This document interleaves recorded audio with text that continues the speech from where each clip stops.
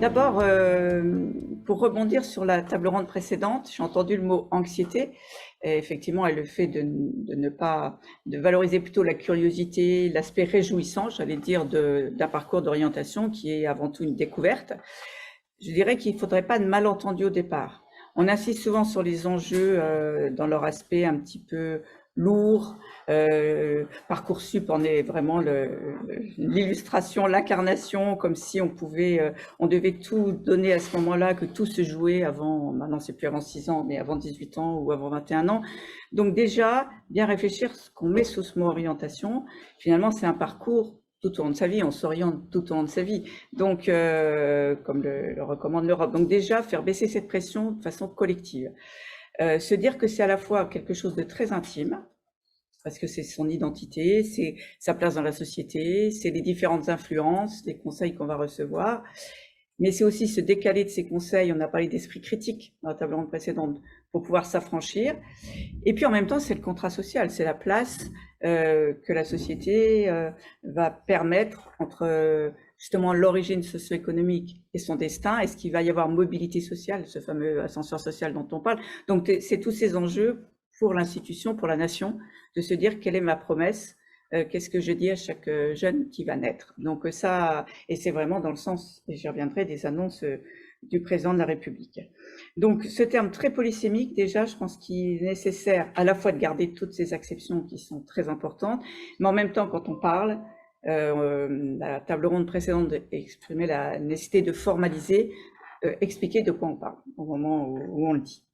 Et puis, on a tous des visions différentes de la réussite. Alors, des visions différentes, oui et non, parce qu'il y a aussi, dans l'inconscient collectif, et là on va rejoindre ces mythes, une idée de ce qu'est la réussite. Et moi, ça me frappe, même quand je suis dans un train, dans un avion, et j'écoute forcément, quand c'est des sujets qui traitent de l'orientation des décrochages, et c'est très fréquent, quand des parents discutent, par exemple, de leurs enfants, et on voit bien qu'ils ont un modèle de réussite, qui est le modèle un petit peu imposé, et qui fait qu'ils vont mettre en avant les parcours de leurs enfants s'ils correspondent à ce modèle, et que tous les autres, même si on dit que tous sont des voies d'excellence, on garde tous, on a l'implicite et l'explicite, et c'est tout l'enjeu effectivement des évolutions, de se dire il n'y a pas une différence, n'est pas une hiérarchie. Or, pour le moment, toute différence est une hiérarchie.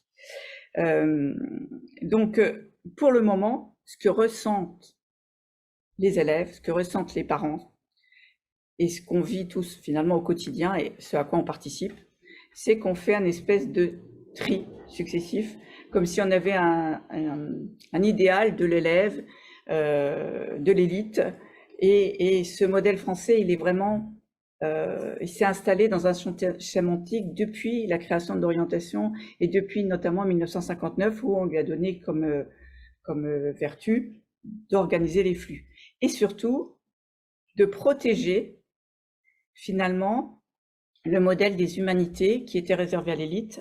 Et on parlait quand même, il faut savoir que le champ sémantique employé à l'époque pour l'enseignement professionnel, c'était une digue et un canal. C'était un canal de dérivation et une digue qui protégeait finalement l'élite et les humanités. Donc on garde ce sens sémantique. Quand j'entends parler de nivellement par le bas en permanence, quand j'entends parler de protéger à niveau, quand j'entends qu'un élève en seconde, il n'a pas sa place à tel ou tel endroit, ça veut dire qu'on a gardé en tête cette idée que c'était l'orientation, c'était une façon de protéger un niveau qui serait un espèce d'idéal d'élite, alors que le monde change et que les compétences, elles évoluent, et que les compétences des jeunes, heureusement qu'elles ne ressemblent pas aux nôtres. Donc ça me paraît vraiment majeur. Moi je suis aussi une optimiste de volonté, on a des évolutions réelles. Moi, quand j'ai démarré dans les services d'orientation, j'ai travaillé dans les services d'orientation, l'idée de processus, l'idée de parcours, elle était seulement portée par quelques, justement, services d'orientation et quelques pionniers. On parlait encore de paliers d'orientation, on avait vraiment une vision très linéaire des parcours. Donc là, il y a une vraie évolution sur les processus. Sur le fait que c'est un objet partagé aujourd'hui, de quoi témoignons-nous tous ensemble? C'est que l'orientation, comme l'a dit mon collègue tout à l'heure, ce n'est pas que l'objet de l'éducation nationale, c'est un objet partagé.